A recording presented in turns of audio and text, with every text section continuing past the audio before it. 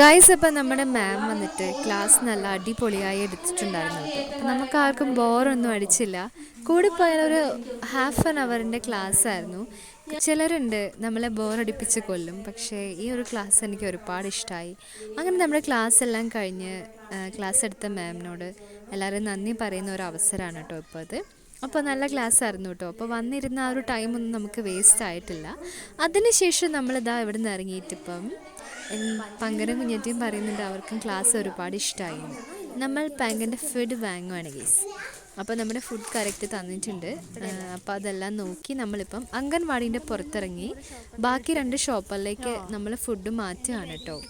അപ്പോൾ കയ്യിൽ പിടിക്കാമെന്ന് ഓർത്തിട്ട്, ബാഗിലെല്ലാം കൂടെ വെക്കുമ്പോൾ നല്ല വെയിറ്റ് ആവുമെന്ന് ഓർത്തിട്ട് അങ്ങനെ നമ്മൾ ഇതെല്ലാം കഴിഞ്ഞ് നേരെ പോവുകയാണ് ഗൈസ്.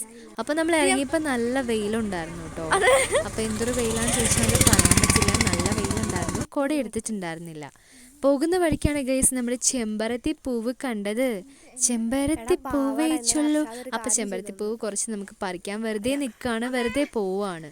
ചെമ്പരത്തി നമ്മുടെ ഹെൽത്തിന് ഒരുപാട് നല്ലതാണ്.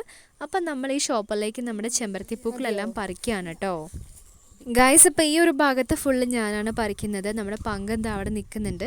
അതുപോലെ നമ്മുടെ കുഞ്ഞാറ്റി ഇത് അപ്പുറത്തെ സൈഡിലുള്ള ചെമ്പരത്തി പൂക്കൾ മുഴുവനും പറിക്കുകയാണ് കേട്ടോ. അപ്പം ഈ പൂക്കളിന് ഒരുപാട് ഹെൽത്ത് ബെനിഫിറ്റ്സ് ഉണ്ട്, നിങ്ങൾക്കത് നോക്കിയാൽ അറിയും. അതുപോലെ തന്നെ താളിക്ക് ഒരുപാട് ബെസ്റ്റാണ് നമ്മുടെ ചെമ്പരത്തിപ്പൂവ്. അങ്ങനെ അവനത് പറിച്ചുകൊണ്ട് നിൽക്കുകയാണ്. അപ്പോൾ ഇത്രയും പൂക്കൾ നമ്മുടെ കുഞ്ഞാറ്റിക്ക് കിട്ടിയിട്ടുണ്ട്. അവൻ്റെ നെയിൽ പോളിഷിൻ്റെ കളറും നമ്മുടെ ചെമ്പരത്തിപ്പൂവിൻ്റെ കളറും സെയിം ആയിരുന്നു കേട്ടോ. അങ്ങനെ നമ്മളതെല്ലാം പറിച്ചതായിപ്പോൾ വന്നിട്ടുണ്ട്. അങ്ങനെ ഇനി നമുക്ക് നേരെ വീട്ടിലേക്ക് പോവാം കേട്ടോ. അപ്പോൾ എത്ര നടന്നിട്ട് നമ്മുടെ വീട്ടിലേക്കുള്ള വഴി കാണുന്നില്ല. അങ്ങനെ നടന്ന് നമ്മളിവിടെ എത്തി. അപ്പോഴാണ് നമ്മുടെ പേറ്റിക്കുട്ടൻ ഓടി വന്നത്. അപ്പോൾ അവൻ അവിടെ നിൽക്കുന്നുണ്ട്. നമ്മളെ കാണുമ്പോഴേ പിന്നെ ഫുൾ ടൈം കുറയാണ്, ശരിക്കും ഒരു ശല്യമായി തുടങ്ങിയിട്ടുണ്ട്.